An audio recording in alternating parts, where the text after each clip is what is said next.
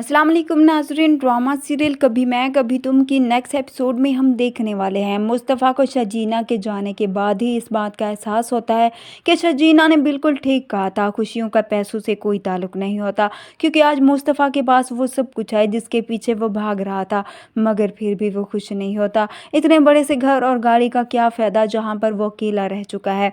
इसलिए मुस्तफ़ा बार बार शजीना को फ़ोन करेगा, उसे मनाने की कोशिश करेगा, मगर शजीना अपने बच्चे के जाने का गम नहीं भुला पा रही, इसलिए वो मुस्तफ़ा से बात नहीं करती।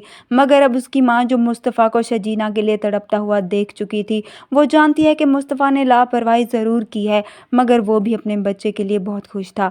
इसलिए बार बार वो शजीना को समझाती है, उसे कहती है मुस्तफ़ा से बात कर लो।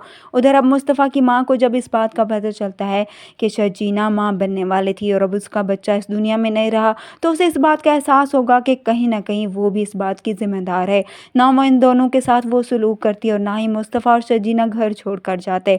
मुस्तफ़ा की माँ मुस्तफ़ा से कहती है मुझे शजीना के पास ले चलो।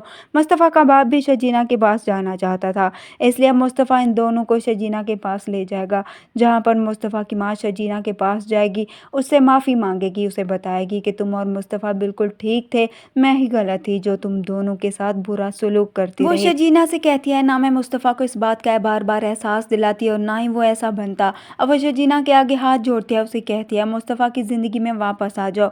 मुस्तफ़ा भी शजीना से माफ़ी मांगता है और आखिरकार शजीना मुस्तफ़ा को माफ़ भी कर देगी और इसके साथ जाने के लिए राज़ी हो जाएगी। शजीना का बाप भी मुस्तफ़ा से शर्मिंदा होता है, क्योंकि वो भी खुद को इस बात का ज़िम्मेदार समझता है, क्योंकि उसने भी बार बार मुस्तफ़ा को इस बात का एहसास दिलाया होता है कि वो उसकी बेटी को कुछ नहीं दे पा रहा। इस तरह से अब सब कुछ ठीक हो जाता है और वहाँ पर शजीना अपने घर पर आ जाती है। मुस्तफ़ा बहुत अच्छे से उसका वेलकम करता है। दूसरी तरफ हम देखेंगे रुबाब, जो सलूक उदील के साथ किया होता है, वो बेचारा कहीं का नहीं रहता, जेल में ही सड़ रहा होता है और फिर आखिरकार मुस्तफ़ा या अदील के किए गए फ्रॉड की सारी रकम अदा करके उसे जेल से रिहा करवा देता है। जिसके बाद अदील अब शजीना और मुस्तफ़ा दोनों से ही शर्मिंदा होता है और उनके आगे हाथ जोड़कर उन दोनों से ही माफ़ी मांगता है। शजीना और मुस्तफ़ा ही दोनों ही उसको माफ़ कर देंगे। वीडियो पसंद है तो वीडियो को लाइक कर दें, चैनल पर नए हैं तो चैनल को भी सब्सक्राइब कर दें। अल्लाह हाफ़िज़।